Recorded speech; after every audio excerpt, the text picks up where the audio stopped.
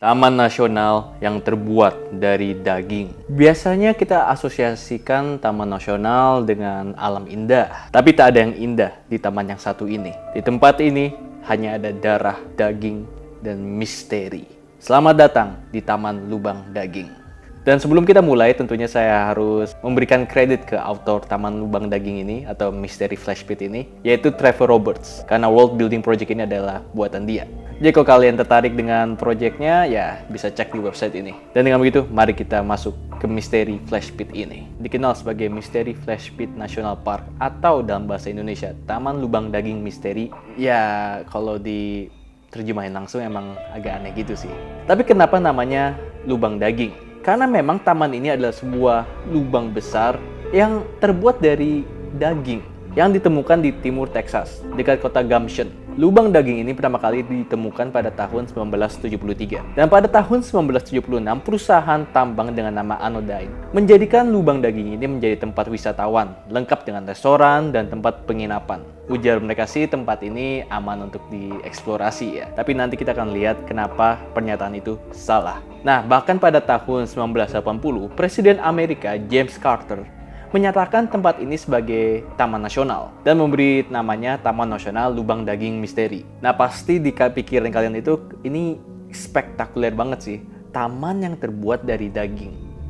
Lah kok baru dengar sekarang ya? Kenapa tidak dengar dari dulu ya? Karena kan ini sesuatu yang unik ya. Harusnya kan kalau kayak gini harusnya udah kemana-mana ya beritanya. Itu karena pada tanggal 4 Juli tahun 2007, di hari perayaan Hari Kemerdekaan Amerika, sebuah musibah tragis terjadi yang mengakibatkan kematian 750 orang dan ribuan orang terluka. Sehingga Taman Nasional ini kemudian ditutup dan segala informasi mengenai taman ini dirahasiakan oleh pemerintah. Dan nanti kita akan bahas apa yang sebenarnya terjadi pada hari itu. Tapi sebelum itu, mari kita lebih membahas mengenai apa itu sebenarnya Taman Lubang Daging ini. Jadi sedikit konteks, lubang daging ini pertama kali ditemukan pada tahun 1973 seperti tadi aku bilang, oleh orang bernama James Jackson, seorang pekerja pertambangan minyak. Dia dan timnya menemukan sesuatu yang organik tapi bukan tumbuhan seperti jamur atau semacamnya.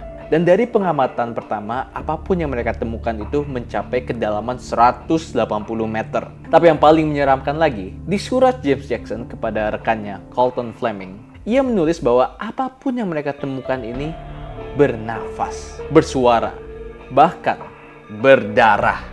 James Jackson kemudian menjadi orang pertama yang menjelajahi lubang daging ini dengan peralatan selam. Karena waktu itu belum dibuat alat khusus, jadi mereka harus menggunakan alat yang ada. Dan dalam perjalanan mereka ke dalam, sampai kedalaman 548 meter, ya jadi memang pertama mereka mengira ini kedalamannya 180 meter. Tapi ketika mereka menjelajahi lubang daging ini, ternyata nyampe lebih dari itu. Nah, di sini mereka bertemu dengan makhluk asing pertama mereka di lubang daging ini. Gambar ini adalah gambaran pertama mengenai makhluk yang mereka temui. Bertahun-tahun kemudian, peneliti akan menamakan makhluk ini Abyssal Copepod. Kalau dilihat, makhluk ini seperti laba-laba, udang, atau lobster. Dan itu benar, karena memang makhluk ini termasuk dalam keluarga Arthropoda. Bedanya kalau saudara lobster hidup di laut, yang ini hidup di daging, lubang daging. Jadi ya, kayak saudara kita sendiri. Makhluk ini mempunyai cairan putih di sekeliling tubuhnya untuk dapat menyelip otot-otot dan daging di dalam lubang daging ini. Makhluk ini juga tidak suka cahaya, jadi jarang ditemui manusia. Dan jujur aja aku juga tidak mau menemui makhluk ini. Namun hati-hati, karena makhluk ini memiliki panjang 6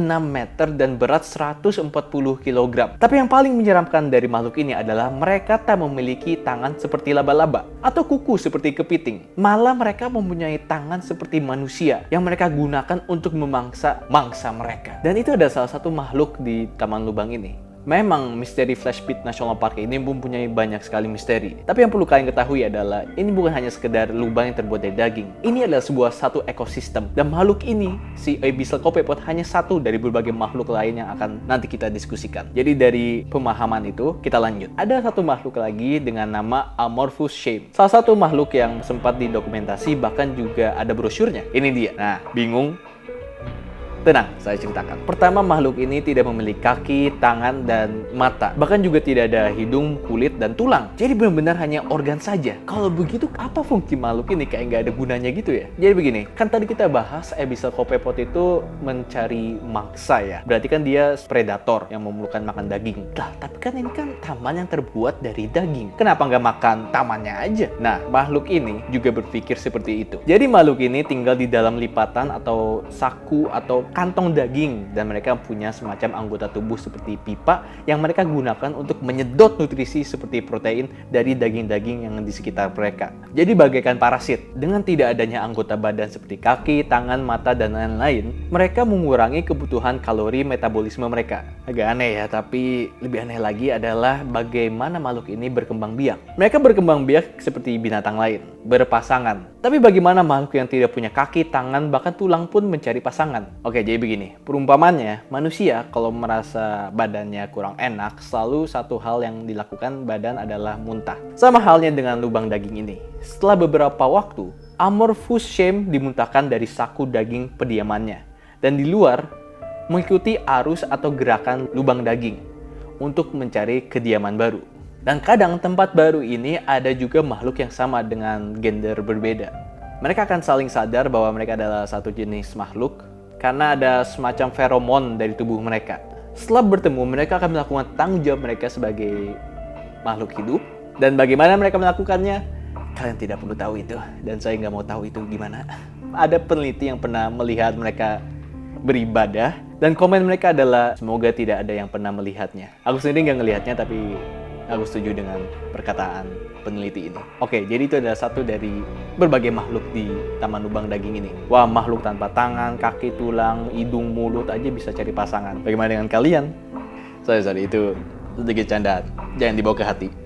Please. Itu satu makhluk, mari kita bahas satu makhluk lagi. Kita akan bahas satu makhluk yang sering dilihat. Bahkan ketika tempat ini sudah dijadikan taman nasional ya. Yang makhluknya sendiri seperti vampir, yaitu Mesoglial Tridecapod. Jadi Tridecapod terinspirasi dari kata Trideca yang artinya 13. 13 karena makhluk ini punya 13 kaki. 12 digunakan untuk gerak dan satu lagi untuk proteksi. Atau sebenarnya bisa kita anggap sebagai kepala. Oke, di sini saya akan sedikit warning bagi kalian yang takut laba-laba. Karena fakta selanjutnya akan membuat Anda merinding. Karena ini adalah besar makhluk ini. Dan ini adalah besar manusia di sebelahnya sebagai comparison ya. Wow, udah ngelihat kayak gini masih ada aja orang yang masih mau kesini ya. Ini yang sering dilihat orang-orang ya ketika tempat ini sudah menjadi taman nasional ya dan dibuka ke publik. Udah ngelihat kayak gini masih ingin menjenguk taman ini. Di luar nalar emang. Dan karena makhluk ini tinggal di tempat yang gelap, Mesoglial ini tidak memiliki mata. Tapi mereka memiliki sensor ganglia yang mendeteksi gelombang elektrik. Dan ini membuat mereka bisa bernavigasi di tempat yang gelap dan rumit seperti lubang daging ini. Biasanya mereka berjalan sampai menemukan arteri di lubang daging ini. Nah, kenapa? Itu karena makhluk ini hidup dengan minum darah. Kayak tadi aku bilang, kayak vampir. Nah, jadi dengan bentuk yang kayak laba-laba, besar yang lebih besar daripada manusia, dan sering dilihat, dan juga minum darah, ini terdengar sebagai monster yang harus kita basmi segera. Tapi kenyataannya adalah ini termasuk makhluk yang paling tidak bahaya di Taman Lubang Daging ini. Tidaknya tidak membahayakan kita manusia, malah manusia yang membahayakan mereka. Jadi seperti yang tadi aku bilang, ketika tempat ini sudah dijadikan tempat wisatawan, taman nasional, makhluk ini sering dilihat. Nah kan ketika sudah jadi tempat taman nasional itu, udah jadi tempat wisatawan kan banyak gedung-gedung ya. Dan karena ada gedung, pasti ada benda-benda elektronik seperti untuk lampu dan energi dan lain-lain. Banyak peralatan elektronik. Nah, Mesoglial ini yang bernavigasi dengan sensor gelombang listrik suka mengira bahwa kabel listrik ini adalah sebuah arteri lubang daging. Dan ketika mereka coba mengambil nutrisi dari yang mereka kira itu sebagai arteri, yang mereka dapatkan hanyalah kesetrum. Maka itu para petugas taman biasanya suka kesel dengan makhluk ini. Dia bukannya takut ya, malah kesel. Karena makhluk ini sering mengakibatkan mati listrik. Padahal makhluk ini ya secara sifat sih baik-baik saja. Maksudnya mereka mengambil makanan mereka dengan memotong arteri pelan-pelan, hisap darahnya, filter nutrisinya, balikin lagi sisanya. Bahkan luka potongannya ditutup pakai cairan dari makhluk ini. Jadi ini lebih kayak nyamuk ya banding laba-laba. Oke, jadi itu adalah 3 makhluk ya. kita udah bahas di Taman Lubang Daging ini. Jadi benar ini sebuah ekosistem. Tapi kenapa bisa sampai ada? Kenapa tempat ini ada? Apa sebenarnya Taman Lubang Daging ini? Jadi ada berbagai teori. Salah satunya dari penemu lubang daging ini sendiri, James Jackson atau James Jim Jackson nama panjangnya. Di dalam suratnya ke Carlton Fleming, ia menulis mengenai apa yang dia lihat di lubang daging ini dan bahwa ia merasa bahwa lubang daging ini bukan sesuatu yang datang dari bumi. Jadi apa maksudnya? Mungkin maksudnya sebuah monster yang datang dari dimensi lain atau mungkin alien. Ya kita nggak tahu. Tapi selain itu dia juga menulis lubang yang mereka temukan ini seperti bagian dari sesuatu yang besar. Dan yang mereka temukan ini hanya mulutnya. Jadi ini seperti bukan satu ekosistem ya, tapi sebenarnya satu makhluk yang besar sekali. Saking besarnya ada satu ekosistem di tubuhnya. Dan yang mereka temukan, yang James Jim Jackson temukan ini adalah mulutnya. Ya teori yang menarik, tapi teori tidak ada apa-apanya ya kalau tak ada bukti. Tapi mungkin ada bukti yang mendukung teori ini. Jadi beberapa tahun setelah ditemukan lubang daging ini, banyak penelitian yang dilakukan dengan mengeksplorasi lubang daging ini. Dan kedalaman yang berhasil dicapai manusia adalah 19.12 meter atau hampir 20 km. Karena lebih dari itu, eksplorasi dianggap terlalu bahaya. Tentu ada upaya meluncurkan semacam drone ke bawah, tapi susah dilakukan karena selalu ada gangguan komunikasi atau drone-nya hancur. Ya hancurnya mungkin karena diserang salah satu makhluk yang kita bahas itu ya. Tapi dari hasil semua ini ditemukan bahwa lubang daging ini mempunyai bentuk seperti dalamnya makhluk hidup. Karena ada beberapa bagian yang seperti tulang, paru-paru, dan lambung. Jadi James Jackson ini benar. Dan iya, paru-paru dan lambung. Karena lubang daging ini bernafas dan ada asam lambung ditemukan di dalamnya. Ya asam lambung sebesar Danau Toba ya.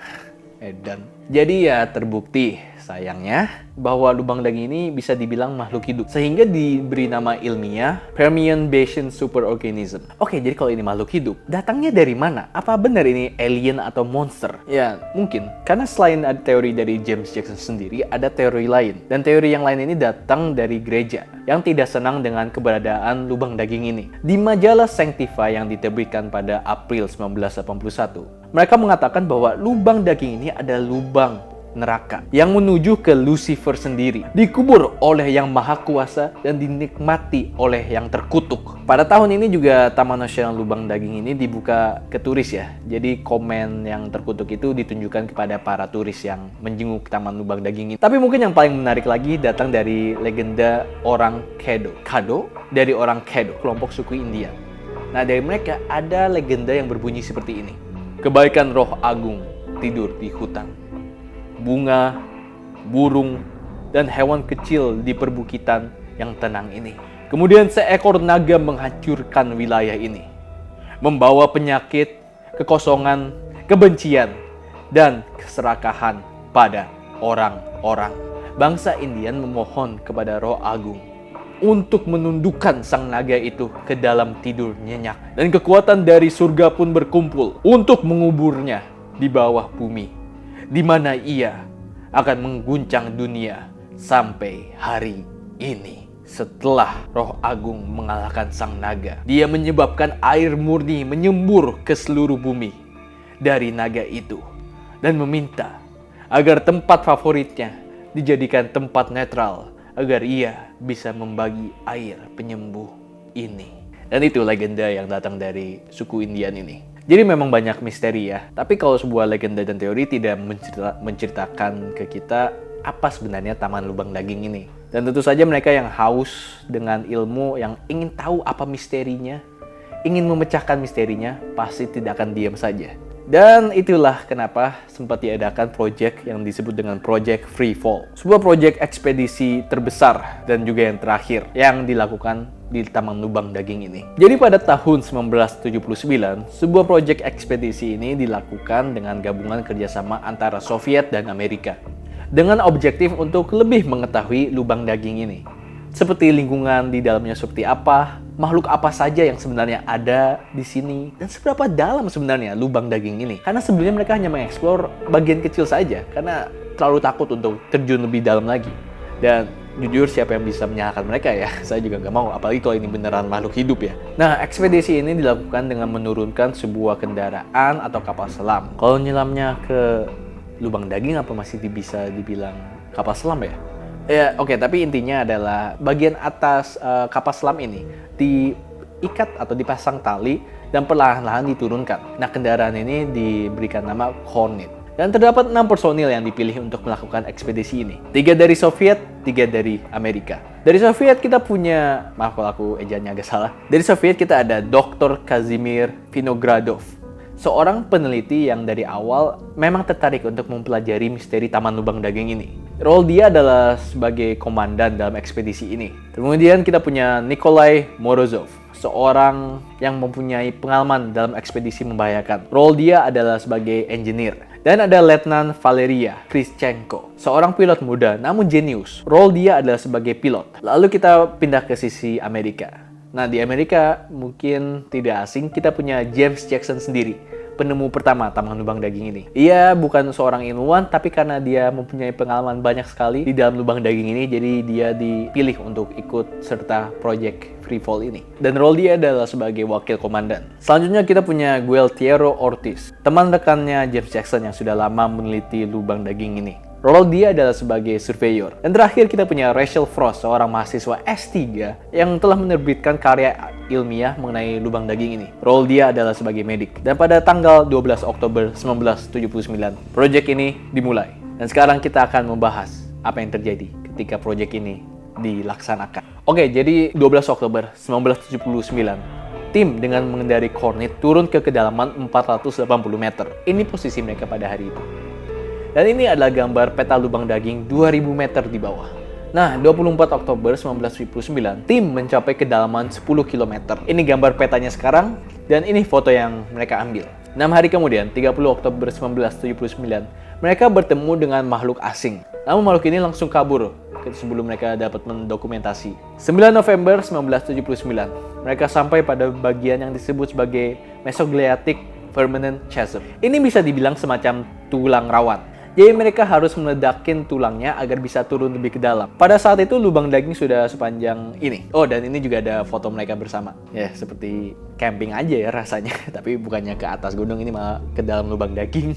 Oke, 13 November 1979. Mereka sampai pada Blue Tissue atau jaringan biru. Bagian paling misterius di dalam lubang daging ini. Jaringan ini diledakin dan sebuah kendaraan khusus diturunkan. Dia beda dengan Coronet atau Hornet ini yang mereka kendarai bersama. Ini hanya dikendarai satu orang, yang lain monitor dari atas. Dan di kendaraan ini dikendarai Letnan Valeria Krishchenko yang dari Soviet itu. Sang Letnan mengeksplor tempat asing ini selama 4 jam. Dan laporan radio eksplorasi Letnan Krishchenko terdapat banyak gangguan, jadi banyak statik. Tapi salah satu laporan terakhir seperti ini. Ini yang bisa disamakan ya dari radionya. Cahaya memantul dan bercampur, teselasi, gerakan jaringan kasar, prismatik, berperilaku menjadi seperti fraktal. Saya akan melanjuti pengumpulan sampel dan berakhir di situ. Jadi memang patah-patah ya, jadi ya harus kita gabungin sendiri apa perkataannya. Dan ini lognya pada jam 2.38 ya, jam 2 pagi pada tanggal November 13, 1979. Nah, setelah mengumpulkan sampel, kendaraan yang digunakan Letnan Krishchenko ditarik ke atas. Dan di saat ini komunikasi tertutup ya.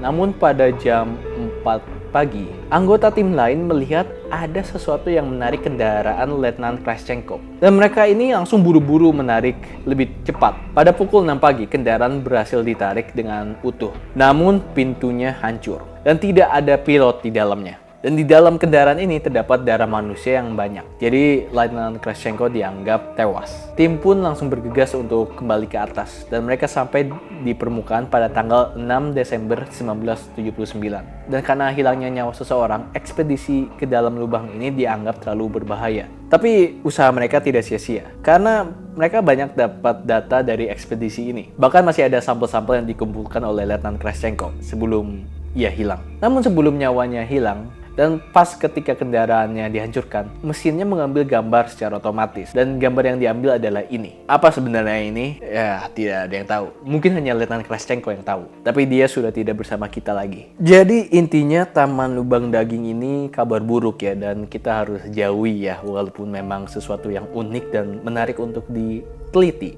Tapi ya sebuah hal yang kita tidak mengerti jangan main-main ya. Apalagi kalau terbukti bahwa apapun ini membahayakan manusia. Tapi buat perusahaan korporat seperti Anodyne, lubang daging ini bukannya menyeramkan, tapi malah sebuah peluang. Jadi sebelum proyek Freefall ini, pada tahun 1976, Anodan bertekad untuk membuat lubang daging ini mereka tahu adalah makhluk hidup menjadi tempat wisatawan. Bahkan mereka sampai ada maskotnya. Rada gimana ya mereka? Tempat yang bahaya malah dijadikan tempat wisatawan. Gimana ya korporat ya? Udah tahu ini bahaya tetap melakukannya. Dan ketika mereka ditanya malah menghindar. Salah satunya ada kasus di mana para pemain sirkus jatuh ke lubang daging ini. Dan ketika ditanya tanggung jawab, mereka hanya mengatakan, oh itu kecerobohan orang-orang tersebut, bukan salah mereka. Harusnya mereka lebih berhati-hati agar tidak jatuh ke lubang daging ini. Oke, terima kasih Pak, terima kasih. Terus ketika ditanya mengenai makhluk-makhluk yang bahaya yang berada di taman lubang daging ini, mereka hanya menjawab, oh tidak bahaya kok asal ikuti petunjuk mereka. Terus bagaimana dengan para wisatawan yang hilang ketika menjenguk taman nasional ini? Ya mereka hanya menjawab, itu salah mereka sendiri, gak hati-hati. Dengan kata lain, skill issue. Ya jadi memang mereka agak keterlaluan ya, sampai mereka berani membangun gedung di dalam lubang daging ini. Ini merupakan ide yang buruk, tapi mereka tidak peduli karena ini dilihat sebagai peluang untuk menghasilkan lebih banyak uang. Jadi ya, itu yang mereka lakukan. Dan kalian bisa lihat sendiri ini, gedungnya yang berada di dalam lubang daging itu. Jadi mereka membangun banyak lagi fasilitas ya. Tapi tentu mereka perlu pekerja ya atau karyawan. Jadi kalau kalian berani, bagaimana kalau melamar menjadi insinyur jejak di mana tugas kalian adalah membuat jalan baru di dalam taman lubang daging ini? Kedengaran mudah kan? Kalian hanya butuh tubuh dan tekad dan ketidakpedulian terhadap keselamatan diri. Tapi kalian dapat senjata keren untuk membuat jalur baru ini dan untuk melawan makhluk-makhluk yang ada di dalam lubang daging ini. Dan selain karyawan banyak, Anoden juga mempunyai banyak fasilitas-fasilitas ya untuk menarik turis seperti spa. Iya, spa. Spa di mana kalau kau berendam di dalamnya, kau akan mendapatkan rasa euforia atau kesenangan. Karena air spa ini memiliki efek spiritual ke badan dan pikiran. Bahkan banyak testimoni dari para turis yang sembuh dari penyakit yang mereka miliki setelah mandi di air ini. Sungguh sebuah spa yang sangat rileks dan banyak positifnya atau banyak dampak positifnya. Asal kamu tidak peduli ya dari mana datangnya air spa ini. Karena seperti tadi aku bilang, ini mungkin sebuah makhluk. Tentu saja waktu itu para turisnya tidak tahu. Dan anggap aja kita manusia, di dalam kita kan banyak cairan. Jadi ya kalian berimajinasi aja itu cairan apa tuh spa itu. Selain itu juga ada penginapan ya di dalam lubang daging ini untuk para turis. Anoden juga sampai membuat semacam kendaraan tour bagi kalian yang ingin keliling dalam lubang daging ini. Barangkali kalian ingin melihat makhluk-makhluk yang ada di dalam lubang daging ini. Ya makhluk-makhluk yang minimal 3 kali lipat ukuran manusia ya. Jadi ya kalau kalian emang tertarik, silakan have fun. Jadi apakah kalian tertarik? Ingin liburan ke sini? Ya silakan aja. Banyak turis yang suka datang ke tempat ini untuk menikmati mimpi buruk di kehidupan nyata. Dan tentu karena itulah ribuan orang datang ke sesuatu yang di luar pengertian manusia. Jadi ya ada turis-turis yang gak peduli dengan diri mereka dan perusahaan korporat yang merasa diri mereka bisa menaklukkan apapun ini. Ini semua resep tragedi. Dan tragedilah yang terjadi. Lebih tepatnya tragedi 4 Juli 2007. Dan ini yang akan kita bahas. Dan juga penutup dari pembahasan misteri Flashpit ini. Sedikit latar belakang. 4 Juli tanggal kemerdekaan Amerika. Orang-orang Amerika merayakannya. Dan ada beberapa orang yang merayakannya di Taman Nasional ini. Ide buruk, tapi ya terserah mereka. Saya akan ceritakan kejadiannya bertahap-tahap ya. Kita mulai dari pagi jam 10.49. Laporan hujan deras menyebabkan administrasi Taman Lubang Daging ini untuk menghentikan segala jenis acara seperti konser dan petasan di sekitar lubang daging ini. Semua yang sudah beli tiket kecewa dan karena itu segala fasilitas taman dibuka sampai tengah malam. Dan semua berjalan lancar sampai dengan malam. Jam 8 malam, jam segini shift akhir para karyawan taman. Jadi beberapa karyawan pergi shift out dan beberapa masih bertugas di gedung dalam lubang daging. Gedung yang di dalam lubang daging ya. Jam 9.30 malam, ada kesalahan di sistem yang menyebabkan semua mesin menggunakan listrik melebihi semestinya. Jam 9.41, mesin water drainage untuk memompa keluar air hujan gagal aktif karena kerusakan sistem sehingga yang nyala hanya cadangannya. Semenit kemudian mesin cadangan gagal nyala karena ternyata mesinnya jarang dirawat sehingga berkarat. Dan di sini alarm peringatan nyala. 9.48 teknisi datang dan melihat air bocor dari mesin dan mulai membanjiri wilayah sekitar. wilayah lubang daging ini. 951, teknisi mencoba memperbaiki kerusakan, tapi segala listrik harus dimatikan dan dihidupkan ulang. Harusnya ada mesin yang mengumumin ini terjadi ke para tamu. Namun karena taman biasanya tutup pukul 8, mesin ini tidak aktif. Sehingga ketika listrik mati, para tamu di dalam lubang daging panik dan bergegas ke depan lift untuk menuju keluar. Ya kamu bayangin aja di dalam lubang daging tiba-tiba mati listrik. Gimana nggak panik? Jam 9.52, otot di dalam lubang daging ini tiba-tiba bergerak, merusaki banyak infrastruktur di dalamnya. 9.53, listrik kembali nyala. Namun sistem komputer panik karena melihat banyak sekali kerusakan dan akhirnya bergegas untuk menstabilkan semua. Tapi ini malah membuat kondisi tambah parah. Beberapa tiang fondasi gedung hancur tanpa sengaja yang mengakibatkan gedung di dalam lubang daging ini memiring. Jam 9.54, alarm darurat nyala dan para petugas di luar lubang daging bergegas ke lokasi. Ini adalah sebuah emergency. Jam 9.56, para petugas dan rangers taman segera bergegas menyelamatin para tamu yang terperangkap di dalam lubang daging. Jam 10.03, gerakan di dalam lubang daging dan hujan deras yang terus ada menyebabkan lift darurat berhenti dan 24 orang yang sedang di dalamnya terperangkap. Jam 10.05, gempa besar dideteksi dengan radius besar sekali. Tak salah lagi, apapun taman lubang daging ini atau makhluk ini mulai bangun. Jam 10.12, sebuah fail-safe rencana darurat dilaksanakan oleh sistem dan 20.000 liter Aconitain diinjeksikan ke makhluk ini. Aconitain biasanya adalah obat yang bisa menenangkan orang. Namun yang terjadi, gempa di sekitar malah makin parah.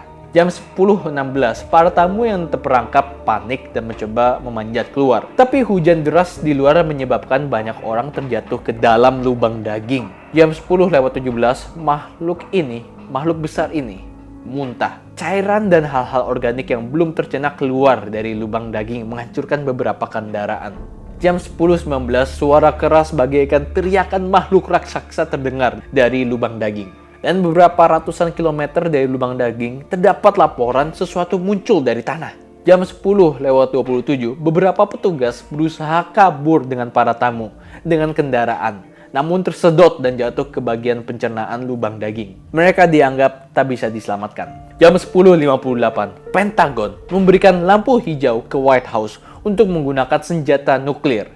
Andai kata makhluk ini bangun. Jam 11.02, para petugas di lapangan terpaksa melakukan sebuah tindakan darurat dan berhasil menenangkan makhluk ini. Jam 11.05, gedung di dalam lubang daging hancur dan segala koneksi dengannya putus. Jam 11.13, gerakan di dalam lubang daging mulai mendiam dan para petugas turun untuk menyelamatkan para tamu. Jam 11.19, para petugas bertemu dengan beberapa orang yang mencoba kabur dengan memanjat. Kebanyakan dari mereka sudah tak selamat, namun beberapa terluka parah. Jam 11.58, pemerintah Texas, Ricky Perry, menyatakan kondisi darurat untuk kota Gumption, kota di mana taman lubang daging ini terletak. Jam 12.35, tengah malam, 3 makhluk dari lubang daging keluar ke permukaan dan mulai menyerang orang-orang di sekitar. Jam 12.41, para petugas berhasil memusnahkan 3 makhluk ini. Jam 1.58, petugas medik merawat para tamu di lokasi karena banyak yang terluka. Jam 4 pagi, para petugas, teknisi, dan helikopter media berita datang ke lokasi. Jam 6.08, beberapa truk membawa obat penenang untuk makhluk lubang daging ini datang untuk menenangkan makhluk ini. Jam 9.45, adanya meeting darurat dengan shareholder Anodyne tentu untuk membahas apa yang telah terjadi. Jam 11.20 pagi, suatu hal mengerikan terjadi. Beberapa orang yang terluka dan sedang dirawat di lokasi dikabarkan mulai berjalan menuju lubang daging ini dan merangkak ke dalamnya. Dihitung ada 38 orang yang melakukan ini. Dan setelah masuk, mereka tak bisa ditemukan. Jam 3 sore, transmisi radio dari kendaraan petugas yang terperangkap di dalam lubang daging ini diterima. Diduga beberapa petugas dan tamu masih terperangkap di dalam, tapi mereka tak bisa diselamatkan. Dan dengan begitu berakhir sudah tragedinya. Tragedi 4 Juli 2007. 750 nyawa hilang, 1.800 terluka parah, dan 18.000 orang perlu pertolongan psikolog. Semua yang saya ceritakan ini ditulis dalam laporan bencana oleh United States Commission. Di dalamnya kalian bisa membaca laporan mengenai hipotesis kenapa makhluk ini bangun dan hal-hal lain. Yang jelas setelah ini taman ini ditutup dan Anodyne bangkrut, dan dengan begitu berakhir cerita Taman Lubang Daging ini. Dan itulah cerita misteri Flash Pit National Park atau Taman Lubang Daging Misteri. Masih ada beberapa misteri yang tidak dibahas di sini, tapi ya itu bisa kalian explore sendiri. Atau kalau misalnya ada pertanyaan bisa komen di bawah. Tapi saya akan akhiri video ini dengan satu gambar ini. Gambar dari salah satu tamu yang selamat dari musibah ini. Gambar di mana dia melihat makhluk lubang daging ini terbangun dari tanah. Gambarnya seperti ini.